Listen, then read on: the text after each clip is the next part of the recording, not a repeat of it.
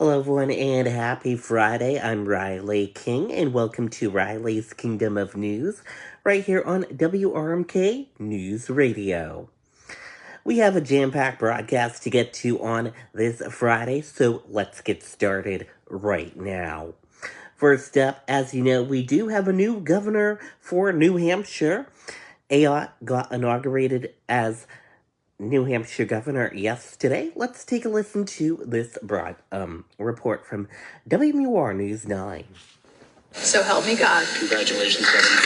Sworn in as the 83rd governor of New Hampshire, Kelly Ayotte laid out key agenda items in her first inaugural address. Among them, a new commission on government efficiency, nicknamed COGE, in a nod to the work Elon Musk is undertaking in Washington. They're going to put proposals on my desk to streamline government, cut spending, and ensure that we're doing everything we can to create value for taxpayers. The new governor is also vowing to make good on several campaign promises, among them banning sanctuary cities, stopping a landfill from being sited next to a state park in the North Country, and also continuing to roll back the 2018 bail law that made it easier for criminal offenders to avoid jail after arrest. This young officer I was with, he lost 6 months of work because he had his pinky gnawed to the bone by someone who was out on bail that should not have been. The inaugural address drew a big crowd, including some past political opponents. This is a really important day for New Hampshire. This is when we come together,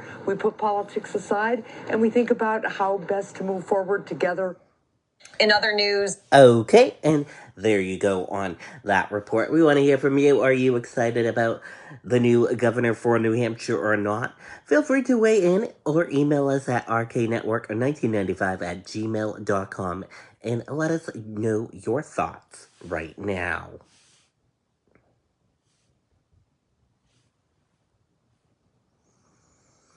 Supreme Court rejects Trump's bid to halt criminal sentencing. Let's take a listen to that report. President-elect Trump, just 10 days before his inauguration, will be sentenced today in his New York hush money case. This after the Supreme Court denied a last-minute appeal to block those proceedings. NBC's Garrett Hake at the courthouse here in Manhattan. Garrett, good morning. Hey, Savannah, good morning to you. And yeah, the Supreme Court's decision late last night means that this morning's sentencing hearing will go forward as planned. Now, the court's ruling was split with 4 conservative justices dissenting.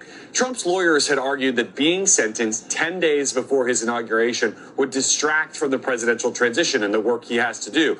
But the majority called the burden of sentencing relatively insubstantial. Now, President-elect Trump is not expected to be here in person today, but both his lawyers and prosecutors will get a chance to speak before Judge Juan Merchan hands down his sentencing decision, which he has previewed and already indicated there will be no jail time for the president-elect and really no real punishment, likely opting for something called unconditional discharge, essentially a blemish on Mr. Trump's record. Though after this final phase of the trial is complete, the president-elect will be considered a convicted felon. In a statement on his Truth Social platform overnight, Mr. Trump says he plans to appeal, writing, "This has been nothing other than the weaponization of a justice system against a political opponent." That sentencing scheduled to begin at 9:30 this morning. Hey, thanks for watching. Okay, there you go. We want to hear from you. What are your thoughts on this? Do you think it is good that Trump is gonna be at a sentencing or no? Let me know. I want to hear from you. Send in your opinions and thoughts right now in the comment section or email us at rknetwork1995@gmail.com and weigh in.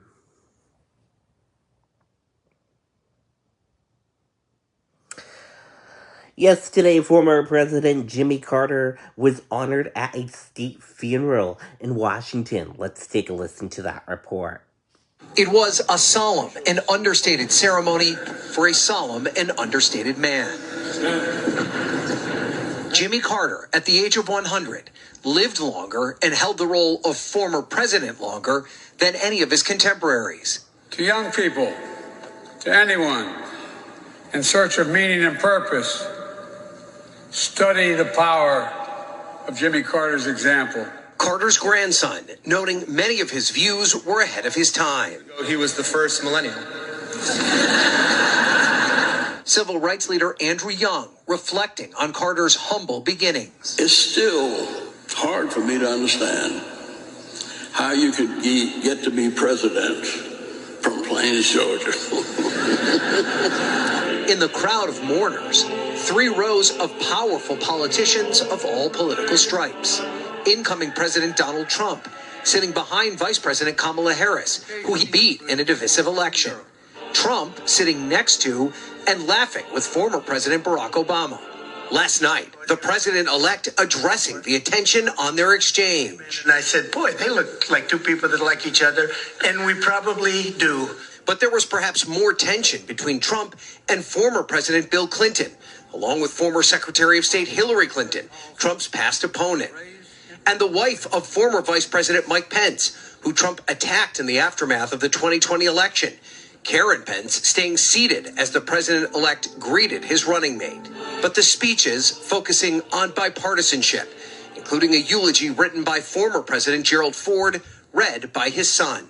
By fate of a brief season, Jimmy Carter and I were rivals.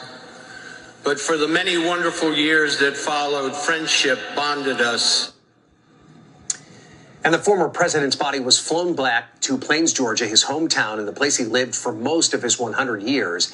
He was laid to rest after one final motorcade through that small Georgia town that he made famous. Craig?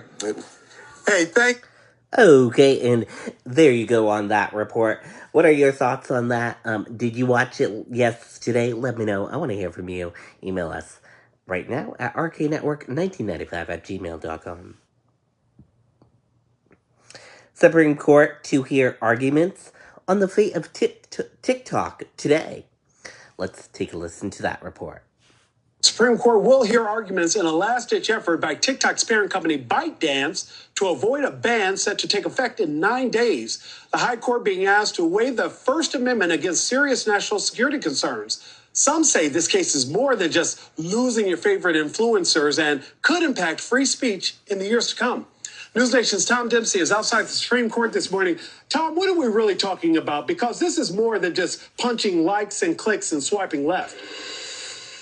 Yeah, this is one of the most important Supreme Courts ever cases dealing with social media. 170 million Americans use TikTok, and its future will be at stake today. Oral arguments begin in just under 2 hours here at the Supreme Court building. As part of the oral arguments today, the legal team for ByteDance, which is the Chinese parent company that owns TikTok, will be making the argument that a law passed by Congress last year violates First Amendment rights. That law requires ByteDance to either sell the app to an approved buyer by January 19th or shut it down here in the United States. TikTok's legal team says the government is violating its users' First Amendment rights since the app allows people to post their own videos, views, and opinions. But the government says it's not targeting speech, but a national security threat, claiming that China could force ByteDance to hand over personal data of millions of Americans. In a court filing, the lead attorney argues that the lead attorney for the Justice Department argues that China's well-documented history of forcing companies operating China,